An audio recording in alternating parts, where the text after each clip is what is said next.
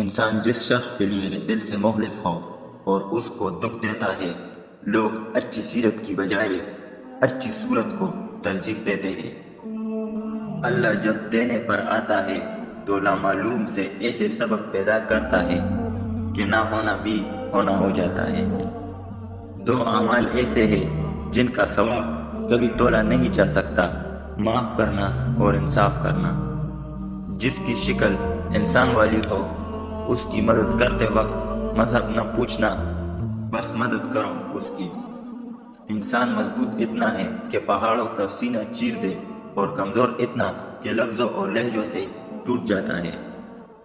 بے سکونی کی ایک وجہ یہ بھی ہے کہ انسان اپنی پریشانیوں کا ذکر اپنے رب کی بجائے نالائق لوگوں سے کرتا ہے۔ تو کہ بعض لوگ آپ کو اذیت دیتے ہیں اور ظاہر یہ کرتے ہیں کہ آپ نے ان کو اذیت دی ہے۔ جب تم کسی میں کوئی عیب دیکھو تو اسے اپنے اندر تلاش کرو، اور اگر اسے اپنے اندر پاؤ تو اسے نکال دو۔ نہ جانے کتنے رشتے ختم کر دیے اس وہم نے کہ میں صحیح ہوں اور صرف میں ہی صحیح ہوں۔